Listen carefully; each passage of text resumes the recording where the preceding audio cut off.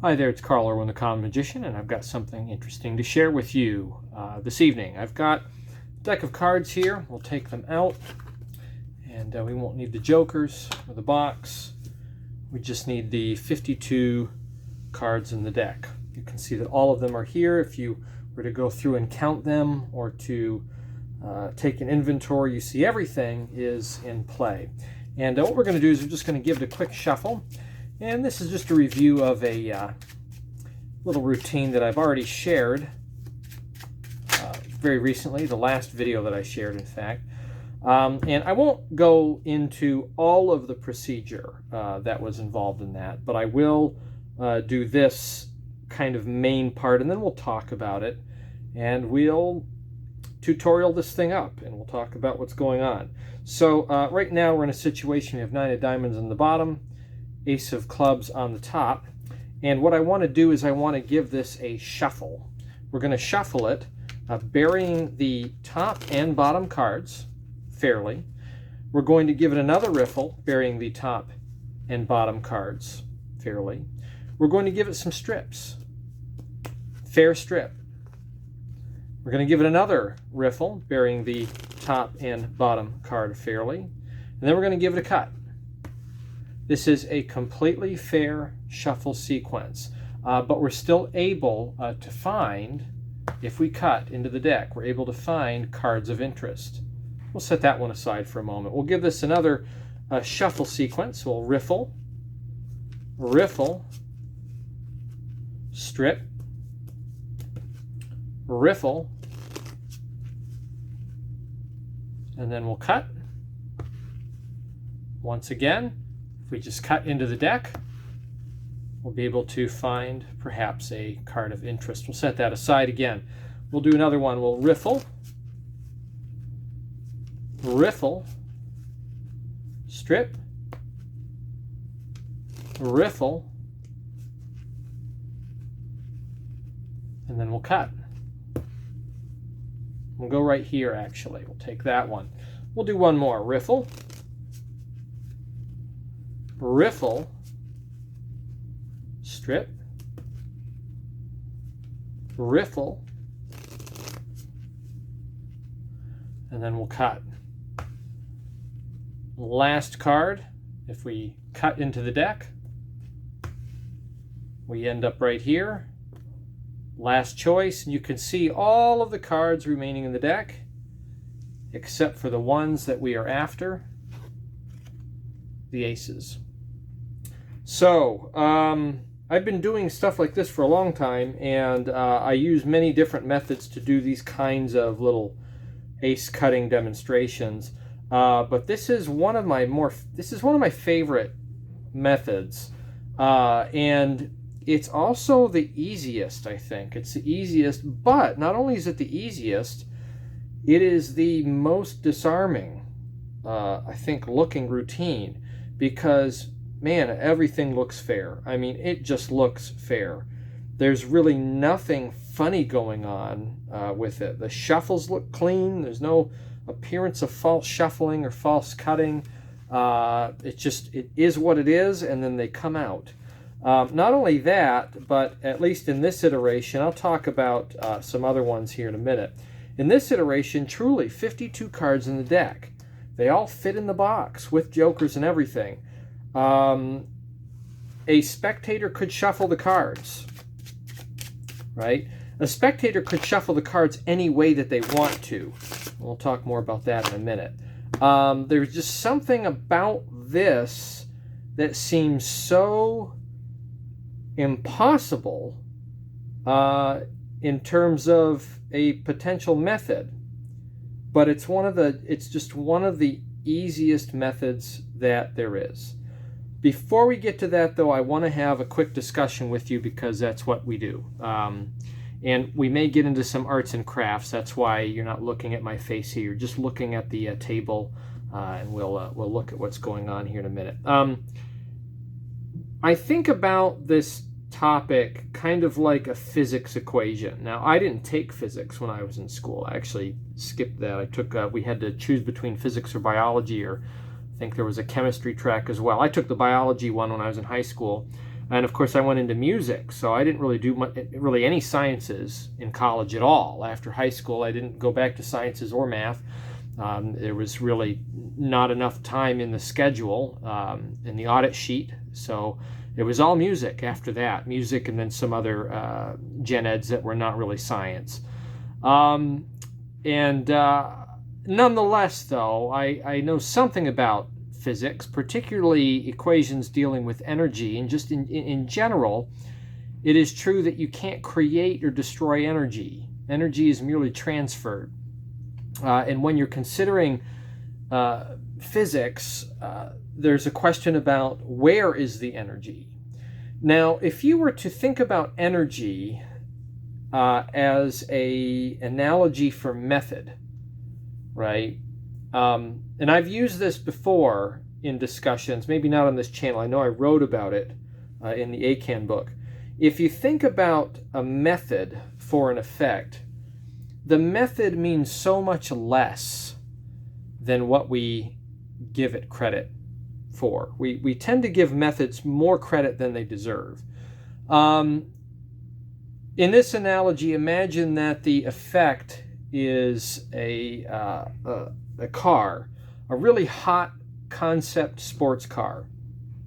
And imagine for a moment where you tend to see these types of vehicles. Where do enthusiasts gather together to enjoy really souped up hot, concept sports cars, something that Ford Motor Company came up with? Where does that happen? Well, this happens at a car show.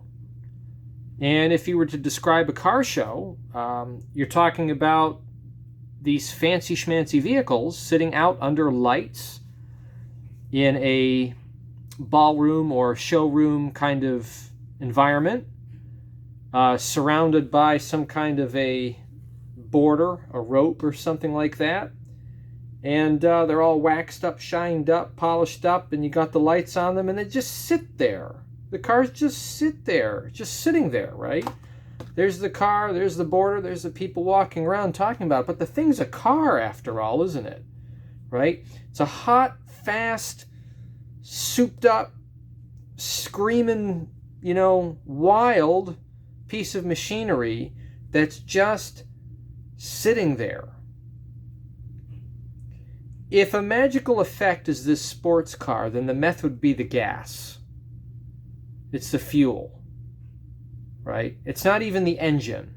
It's not the body. It's not the paint job. It's not anything really related to the car itself. It's just the fuel that would make it run. But nonetheless, when you experience these vehicles, where do you see them? At a car show where they never run. Okay? If we try to give methods that kind of a weight, and you focus on all of the other aspects of a trick, you make better tricks. Okay, the method is really not the biggest issue. The presentation means more. So in this presentation, it's super clean. I mean, it's just everything is really legitimate. What we're doing is replacing the energy, going back to the physics analogy, in a different place. Rather than asking the question, what is the energy? What is the method? It can be more helpful when designing a magical effect or figuring something out to ask the question, where to put the energy. If you think about this in terms of physics, you have simple machines that help to complete complex tasks. And whenever you use a simple machine like a pulley, right, a block and tackle pulley, and you lift a heavy load with that, you could suggest that it is easier to do, right, than just deadlifting the weight. That is true, it is easier to do, but what we're doing is we're placing the energy in a different place. We're offsetting the location of the energy and the amount of effort that is put into it. The amount of effort stays the same, but the amount is stretched out over time. Rather than putting all of the energy and all of the focus into deadlifting the weight, that is spread out into a procedural lift that is facilitated by the simple machine. Okay? Magical effects can work the same way as well. You can think about the method in terms of skill or engineering?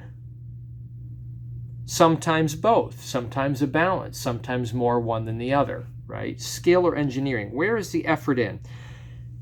To do this, you're going to have to apply a great deal of effort.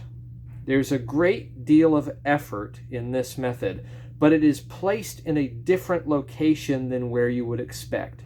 None of the effort is in skill, or at least very, very little. This doesn't require a lot of skill. We are going to place our energy, to use the analogy, we're going to place our effort actually into the formulation of gimmicks. We're going to create some gimmicks. Now, I want to talk about gimmicks for a moment. If we look at this deck and we note that the deck is a regular looking deck. It feels regular to a spectator. If they were to shuffle, certainly overhand shuffle, they would not notice anything unusual. If they were to square it up, right, and look around, after a shuffle, before a shuffle, doesn't matter. Doesn't matter what kind of shuffle. If they were to look around, this seems quite normal. There's no breaks, there's nothing short, there's nothing cut. Everything seems to be square and fair, right? It all fits in the box. Even with the jokers, everything's there. But there's actually some special cards in here, and given the effect, the special cards must be the aces. Okay, so let's take a look at these aces, and we're going to do a quick comparison. These three all went together up there. These are not normal cards. Now, if you were to pick one up and look at it very closely, it would look like a normal card. It would look like a normal card. Even in comparison to another card, in direct comparison and over-analysis, you would say these are not the same. However, casually, you would say these are the same. If I were to deal through cards, and I came up to this ace, and I dealt right through it, I would not necessarily notice as a spectator that they are different. Okay, in fact, I can't even find it right now. I have to go looking for it. Here it is. Okay, I would not necessarily notice that there's anything different about it. And this is the casual manner in which spectators would examine a deck of cards. Really, if you say, go ahead and shuffle the cards, and you guide them, they'll do whatever you show them. But even if they shuffle it in some different way, as I said, if they did maybe a riffle shuffle, they would not notice anything about this because they really don't know what they're looking for. The method is an unknown unknown. They don't know what they don't know. Therefore, they can't find what they don't know. They can't find what they don't know exists. And that's how this works. Now, I need to compare these very quickly to some other cards. I have some other aces over here. There's another set of aces. If a spectator were to pick up one of these aces, particularly inside the deck, in fact, they would probably do this. This will start to get at what's going on here. If I dealt down up to this one, I would go, wait, I got two cards stuck together, right? That's what you'd feel. Very rigid, very thick. This is a double thick card. Double thick card. You can see if you were to examine one regular card against it, it looks and feels like two cards stuck together. I love double thick cards. They're very, very useful. I have a product at Penguin called Spare Key. It's a video download that deals with the double thick card and how to use one and how I like to make them. This particular type of double thick card is super rigid and useful if you absolutely need to surefire, need to find it. This is the type of double thick that you would want. This is made with a glue stick. I recommend making double thick cards, particularly if you're using all plastic cards, not paper like these. I recommend doing it with rubber cement, contact cement, both sides of it, let it dry, stick them together, square them up, stick them together, roll them really well, use a roller, right, or press very hard.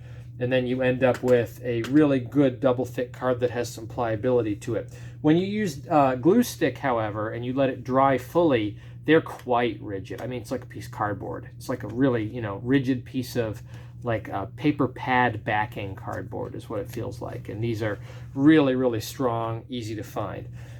These are not double thick cards. These are not double thick cards, but they operate on the premise. Now, I've compared these. This is 4 aces of these compared to 4 double thicks. And if you look at it, you'll notice that there is a very mild discrepancy in size. You might say that this looks like, if this is 4 cards, this looks like it might be 5 cards. That's kind of the difference in thickness. Now, I'll bring out, these are 4 regular aces. These are the aces from the deck, 4 regular ones. And if I compare these with these cards in question, these are not the double thick cards, but just the other ones we're using, you would say, well, if the regular aces were 4 cards, you might say, well, this looks like 5 cards.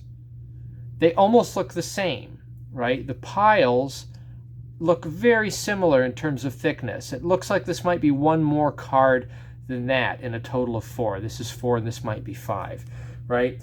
If you compare the regular aces to the double thick cards, you absolutely see the difference. This looks like it's twice as thick as that, because it is twice as thick as that. This is twice the number of layers as these cards over here, right? You can't really stick these into a full deck and then try to get it into the box. It really wouldn't work out that well, especially if you had the jokers in play. But what we're looking at here, these cards in question, they're not double thick cards. They are 1.5 layer cards is what they are. They're 1.5 layer cards. These are split gaffs. But when you split a card, and we're actually going to look at splitting a card here in a minute. We'll talk about splitting cards. So you're getting more than what you thought you were going to get here in this little tutorial. This has a lot of implications for gaff making if you want to make your own gaffs. And this is where the energy is at. The energy is in the gaff. The energy is in the arts and crafts. We're going to apply our energy here. We're going to displace our energy from the skill in the moment and offset the energy, the method, and put it somewhere else.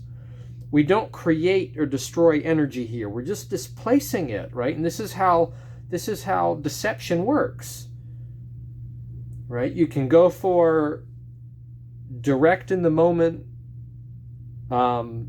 difficult, high risk, or you can go for low-hanging fruit, right? Which has more effort on the back end. We're going for that one, right? For the common magicians out there.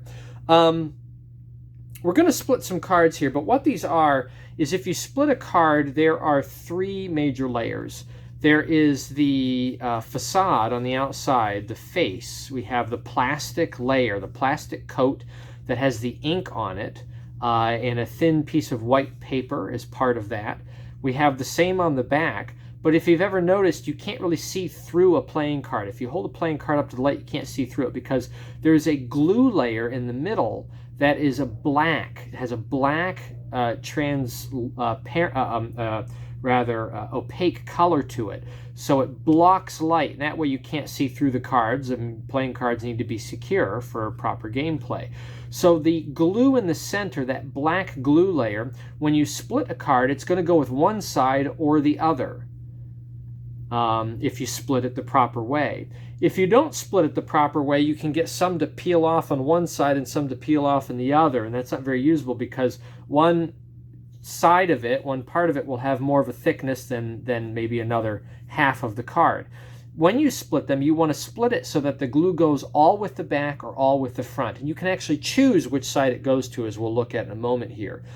What these are split cards, but what we did is I split the glue layer to go with the face of the ace, and then I used some other cards and I split it so that the glue layer went with the back of the other card. And then I took the glue side face and the glue side back, and then I glued those together. So you end up with essentially a double stuff Oreo, right? Sort of a playing card, where it's got twice as much glue layer in the middle. It's a very, very thin layer, but it is enough to add some weight to the stock, right? Plus, in using glue stick, we add a significant rigidity to it that you don't get with rubber cement, contact cement. Now, could you make this a little bit lighter so that you really rely on your sensitivity to find them and make them even more covert than they are? Yes, you can. You could use rubber cement. That's one tactic. Use rubber cement. I've got another card over here that is not a double thick or a 1.5 thick card. This is actually just a regular thick card, but the thickness of the card is enhanced, or rather the rigidity of the card is enhanced with glue stick. So what I did is I split a joker, and then I glued the face and the back together using glue stick, which added another layer of glue and rigidity to it. Otherwise, this feels exactly like a regular card. I mean, you wouldn't know the difference between this. But in the context of the deck, right, you put it into the deck, you can click at it and find it. You can find where it's at. You know where it is, okay? Again, you want to make sure this dries really well to try this tactic, and the sensitivity required to find it is quite a bit more into the skill realm at that point, right? You kind of really need to develop a sensitivity to a card like this. But this is, if I were to name these different models, I would call this a rigid card. You could make also a thin card. What would you use a thin card for? Well, a thin card would be just the face without the glue, a back without the glue, and then have those glued together so that there's no opaque glue in the middle. You could actually see through it if you put it up to the light. What would you use that for? Well, they're very thin. You could stick them into a wallet. If you wanted to do something like Colossal Killer, and you wanted to have as many possible outs as you can in your wallet, you might make thin cards in this way and use them for that. They'd be very, very thin. You can also use a thin card sort of technology, we'll call it, to make cards that have multiple layers that can fold on each other, right? So you can have a folded up card that you would keep, and if you unfold it one way, it's one value. If you unfold it another way, it's another one. You could have multiple outs on the card itself by using just the thin layers of a card. A lot of possibilities there for that, but I would call this a rigid card. I would call this a rigid card. I would call this a 1.5, and that's what I used for the effect. And then I would call these, of course, what they are. They're double thick cards. Okay, double thick cards are really best used as a single key. So I've got a double thick joker that I often keep with a deck of cards. I'll usually make a joker a double thick, and I use that as a key card that I can put other cards up against to relocate them. And the way that a double thick card works is that if it's in there and you dribble, it clicks right at that card. You can click right at the card, and it'll force the card above it. So if I have, let's say I've got 2 of clubs, and I place that above my double thick card, lost in the deck. And the nice thing about this is that it's not a short, it's a regular size card, right? You can't see it. You can't find it. It's not in there. It's square all the way around. But if I dribble, right, it'll click at my 2 of clubs and I can find it. So that is a use for a double thick card. Same use goes for a 1.5, which is what we're looking at. It's just that it's a lot easier to find. With a double thick card, if I fill this deck with double thick aces, these are full-size double thick aces, watch what happens to the size of the deck. It's significantly larger, right? It's like adding 4 extra cards to it, especially if you added the jokers to that. You can also see the edges of these are a little bit whiter. So you do want to be careful when you're making these types of gaffs that the age and quality of the cards matches up as you insert gaffs into a deck. Otherwise, you don't want people looking very closely at it. But watch, if I do an overhand shuffle, it's no big deal. But if I go to do a in-the-hands riffle shuffle, oh my goodness, the rigidity, snap, snap, right? You give this to a spectator to try to shuffle like that, and they're going to notice weird stuff, okay? However, if you use a 1.5 thick card, and again, it can be made softer probably with if you use like rubber cement as contact cement. If you use a 1.5 card and you get rid of that plastic layer, so you only have 2 plastic layers, one on the outside, one on either side, and then glue in the middle, this becomes a lot more, you know, doable for a spectator to shuffle them one time or whatever and not detect it. And they can spread these and not necessarily detect it. You don't automatically feel where those are at. The way a spectator would examine a deck of cards just in regular handling, this would fly right by. So that's what's going on here. Very quickly, the cards really are shuffled and lost in the deck. Whenever I go to shuffle, I cut and I riffle, and I can feel the clicks happening back here, and I can feel if they're close to the bottom, middle, or top of either one of these packets. And I'm just trying to shuffle them so that they get more central, so that whenever I get to the last riffle, I know approximately where they're at, okay, or at least where one is at. And then whenever I go for the cut, I riffle up the back edge with my thumb, and I can feel where I hit a 1.5 thick card, a rigid card. And I can feel that there's one there. Now this one happens to be relatively central, so when I cut, I can just cut that to the top. If I don't feel anything, or if I feel it near the top or bottom, I'll do a full cut, and then I'll dead cut to that card next. So I'm just using the riffling process, not really to mix the cards, but just to get my bearings. I can feel where these cards are at. They're not edge marked. You could edge mark them if you wanted to get a visual, but you don't need to. You can feel it. You learn to be sensitive to the rigidity of those cards, and then you can find them. So let's talk about actually making one of these kinds of special handy dandy cards. I've got a couple of cards here, and we're gonna split. First of all, we need to split the card. So the way to split a card, you need a hard surface, and what you want to do is take a corner, and you're going to tap the corner onto the hard surface until it starts to fray. And you'll see, you don't have to be very gentle with this either. It feels like you're ruining the edge, but you're not. We're gonna preserve it. What we're going to do here is we're going to look at this, and you're not going to be able to see this very well, but if you look in there, you'll see that black glue layer in there. And I'm going to use my fingernail, and I'm going to push it to one side or the other. If I want the glue to go with the back, I'll try to lift the white plastic coating off of it on the face. If I want the glue to go with the face, I'll turn it around, and I'll try to lift the white plastic coating layer off of the glue left on the face, and so on. So let's say we want to save the face. We're going to make another ace here. I'm going to try to peel back the face part from the glue, and I want the glue to stay with the back. One step too about this, it can be helpful to take the card and give it a very, very stiff kind of bend. Get it mushy, right? Some people will say that this works better with new cards. Some people say it works better with old cards.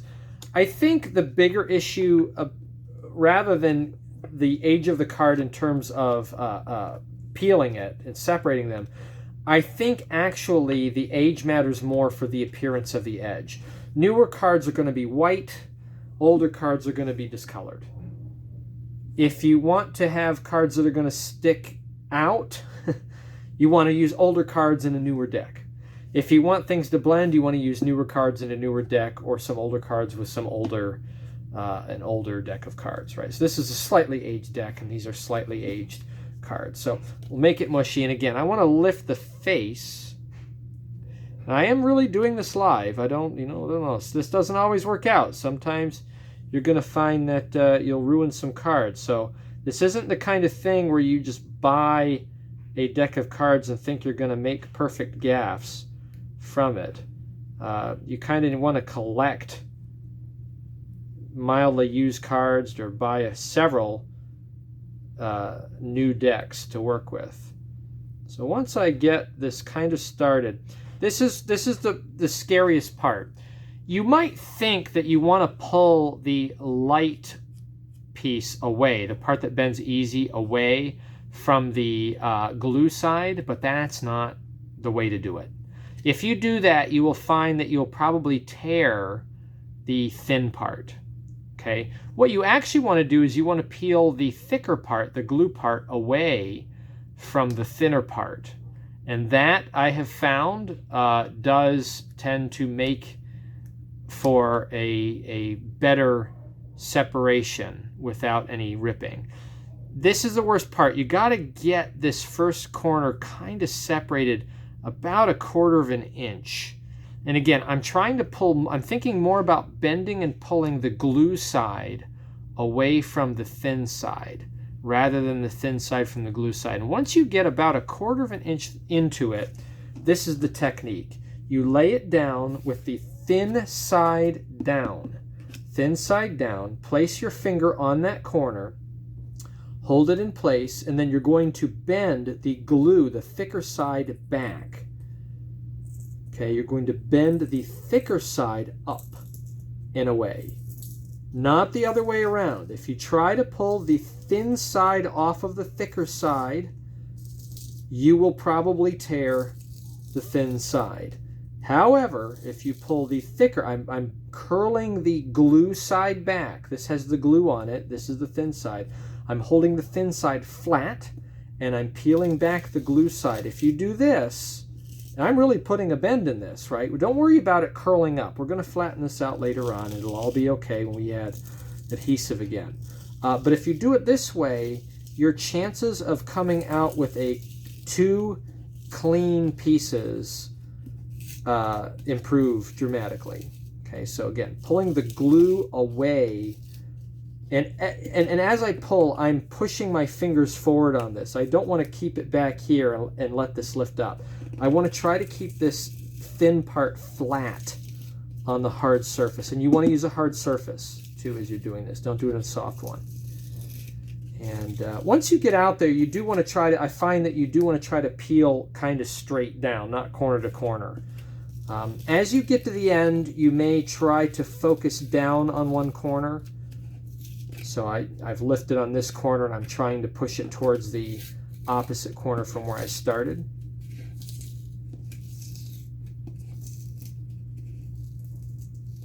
And very gently and slowly. That's a perfect separation.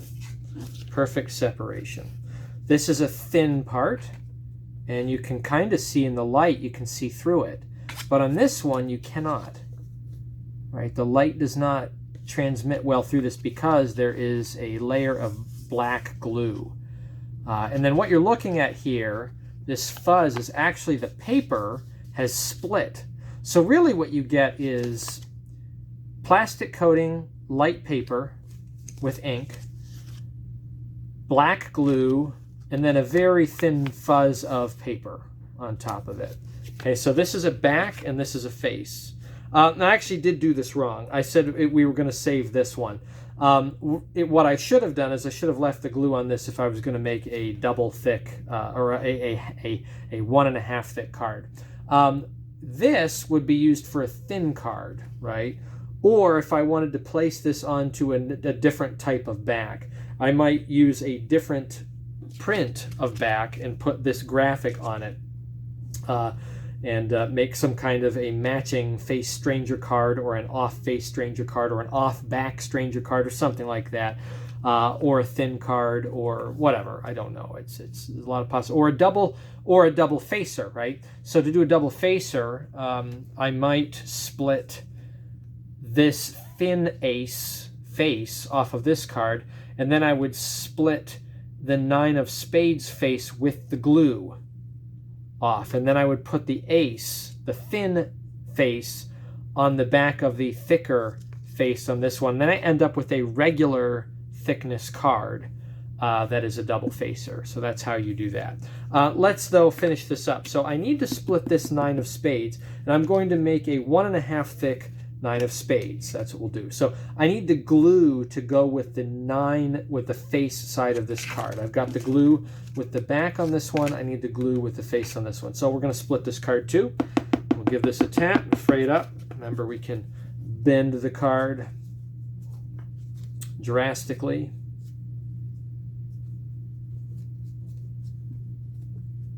A lot of effort, isn't this? An enormous amount of effort. This is the method. This is where we're placing the energy. We don't create energy, we don't destroy energy, but we do change where we place it. By doing this, we improve the experience of the actual performance because we take away the heat. We remove the need for slights. We remove the need for shenanigans in the moment, right? It's all in the gaff, or it's at least 80 to 90% in the gaff. This is a really clever way to do this kind of thing too, because I mean, think about it. Anytime you ever do a card control routine, it can be done in this way. You just have a gaff card that can be found from any situation. Could be a wash, table wash, could be spectator shuffle, but just using a rigid type card. All right, so now we want to split this one so that the back is thin and the face has the glue. So I'm trying to lift. If you don't have fingernail, my fingernails are not long, but I do have enough nail there to get it. If you don't have that, you might use like a slightly dull razor blade or a utility blade or something like that. Not something very sharp because you don't want to actually cut anything, but it can help to separate some piece of flat metal that is sharp-ish. Okay, so this is the hard part. I've got the glue on the face. So I did think about what I was doing this time and got it right. And we want to get about that first 1/4 of an inch started. Again, think about pulling the glue side, the rigid side, away from the thin side, not the other way around. We've got it started here, so I'm going to hold down the thin side, pull back on the thick side. Now, I don't know. Sometimes this doesn't work out. This is hit or miss. But if you follow these steps in this way, your chances improve quite dramatically that you'll get a good split, more often than not. I did not try this before recording. This is one take, one shot. I don't have time to do this over and over again. I'm only doing this once, and I can at least demonstrate to you that if you do follow the technique in this way, your card splitting will be more reliable. This is feeling a little bit stiffer than the last one. It might be that this card, this is from a stack of used cards. This might be just a newer card from that ace that we just split. No rush.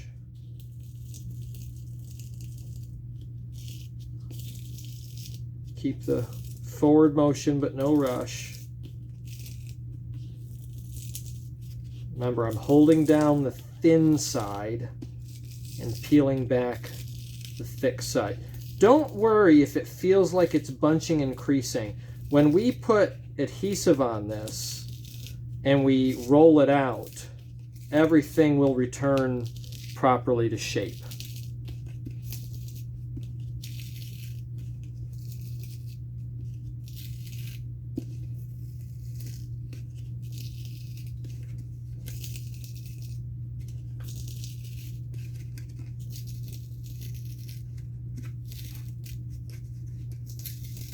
Come down to the last corner. Usually by the time you get here, you're pretty well in the clear. You just want to go a little slow on that end so you don't end up lifting up just the last little bit of plastic and breaking it. And we got 2 good splits. Okay, so there is a thin back, and this would be a thin card. If I take a thin front and a thin back and I put these together, This, by the way, is how you make a Hofzinser card, Hofzinser Revelation card. You would print, or you would cut, split off another face, like a queen or something like that, and then you would put that face between this face and the back, facing up. And I find that when I make a Hofzinser type Revelation card, I put another piece of thin printer paper, white printer paper, just under this so that it doesn't shine through. If I do put this over top of a Joker, and I don't know if you can see this, but you can start to see the Joker underneath it. So just a thin piece of white printer paper, very low, thin stock, helps to cover that up. So you can make a Hofzinser Revelation card in that way. Hofzinser Revelation cards are a little bit better if you use a red back. So a red backed bicycle card, and then the thin side, then your Revelation face, then a white piece of printer paper, and then the cover face that you want to put on it. Usually a red color, and usually a low value like an ace or a 2. And then often whenever you have your Revelation part in between, it's better if it's like a black court card or something like that. So there's a lot of ink on it that will shine through, and it's black, so light will pass through it. Of course, the Hofzinser Revelation card, if you're unfamiliar with that, if you hold it up to the light, the face turns into something else. So I'm looking at Ace of Diamonds, and then I hold it up to the light, and then I see Jack of Spades shining through it. So it's a really clever kind of revelation where you can force out the ace of, force out the Jack maybe at some other point, then force the ace out at a different point, and they say, that's not my card. You hold it up to the light, and it shows their card. Amazing, right? So Hofzinser card, just theoretically explaining how I make those. Now I've got a glue face and a glue back. You can sort of flatten these out, just bend them the other way. So I've got 2 layers of glue. This is going to make the card, really it's not even half thicker. It's really more like just a, more like a third or a quarter thicker, about a quarter thicker than a regular card. That plus the glue stick. So glue stick is better for this. It makes more rigid. Again, you could experiment doing this with a double glue, a glue back and a glue face, and using rubber cement. That might make for a softer card that might be even less detectable by a spectator, but it also means it'll be less detectable by you, and you'll really want to be practiced with it so that you can feel where it's at. I find that this is a little bit better. Let me put down a piece of paper here that we'll do this on. And all I need to do is I need to apply glue. So this is just regular generic glue stick. It's the purple kind. It's got a color to it so you can see where it's at. I highly recommend this. This is a really good use for gaff making because you can see what you've covered, and you do want to make sure you get glue everywhere. The way the glue works is that it is a moisture-based coloring. As long as there is moisture present in the glue, it's not dried, it will maintain color. And once the moisture evaporates and it hardens, it turns to clear.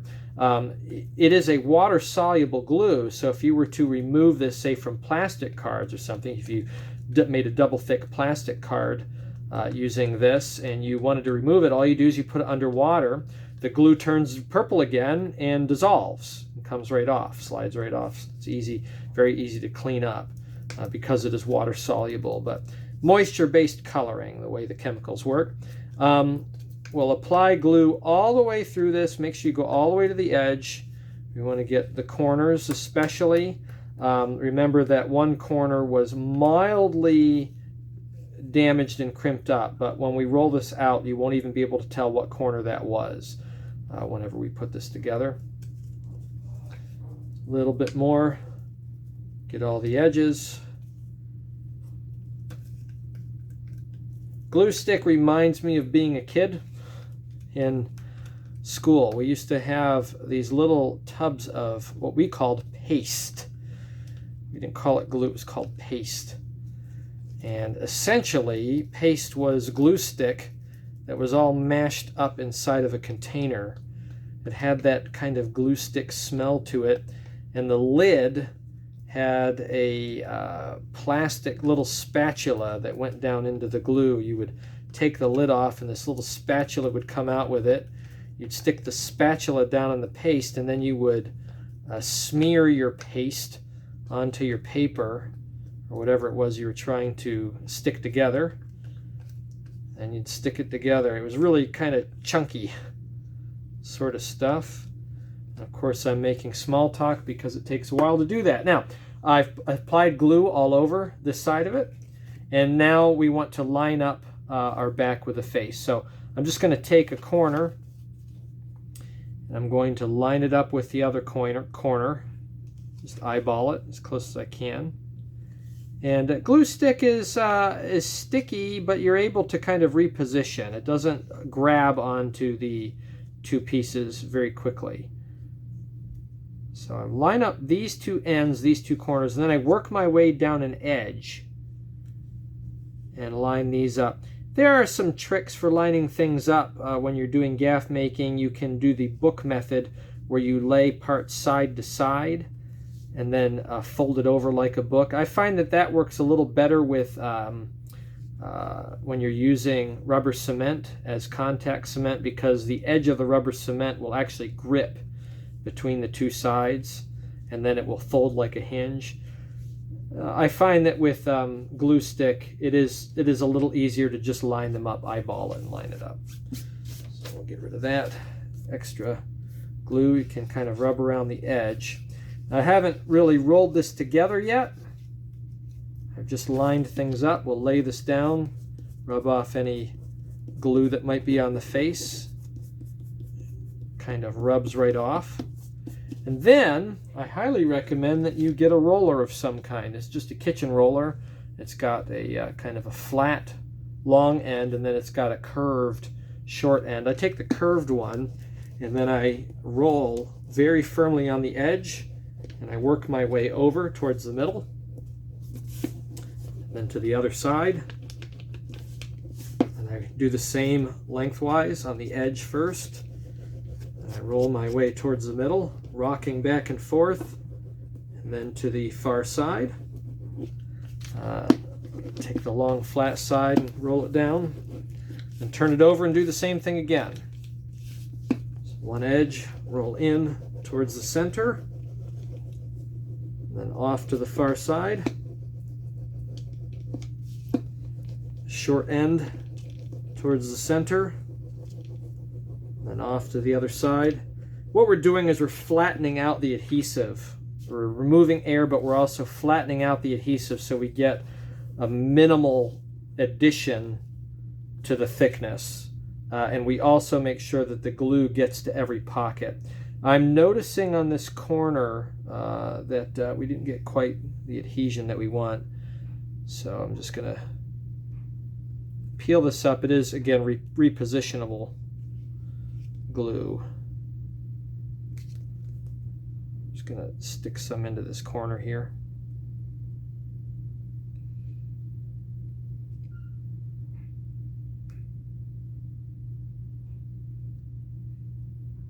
I think that does it.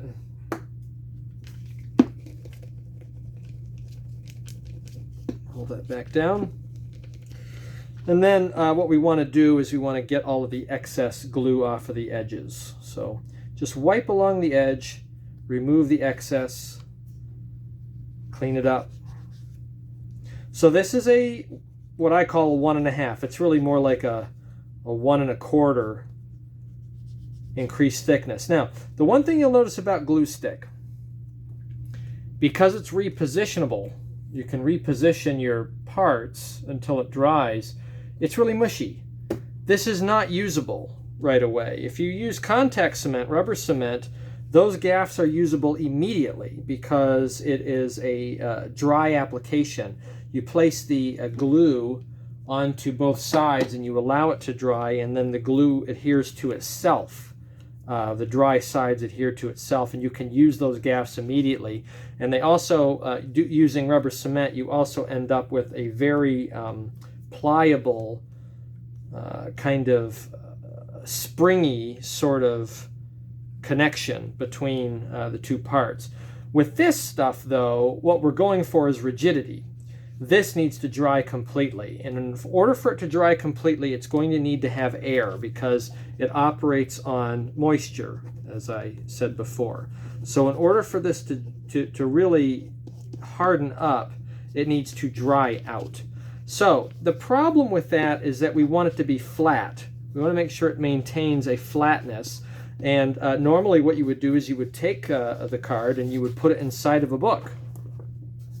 So if I place this in a book and let it sit, that would keep it flat until it dries. The problem is that it's going to take forever because there's no air circulation in there. So one thing that you can do is lay it in the book for just a little bit, maybe about 15 minutes or so, and it's just so that it can get flat, put a weight on it or something like that. And then what you do, if I can find my card again, what you do is I find that if you take it and actually put it in a deck, so we'll put it into the deck,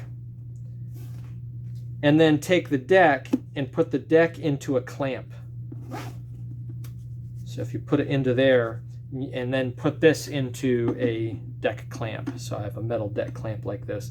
And then what it does is it allows air to circulate into the edges of the cards. You can even kind of leave it hanging out just a little bit, just so you have other cards pushing down against it and air can circulate in and around the card edges, and then the moisture has a way to escape. You leave that overnight or for half a day or something like that, and you end up with a card that is perfectly fixed together. So that is how you make a half-thick card. Let's see if I can find my half-thick card. What do I do with it? There it is. Okay, so 1.5 or a 1 1/4, whatever you want to call it. A rigid card might be a better name for it. I've never really heard anybody talk about doing this, and I haven't seen a lot of information on gaff making. This is just my own kind of thinking on it in terms of creating something that's thicker, but also less detectable, can be handled by a spectator and not so easily noticed. Make yourself a fleet of 1 1/4 or rigid cards, and then use those as your cards of interest in your routines. And you can get away with murder, as they say, in your magic, and have very, very clean handling because there's no sleights. All the shuffles are legit, all the cuts are legit. You're just cutting into it using a riffle and feel that snap and then pop it out. There you go. That is a rigid card. Good luck with that. Happy magicking.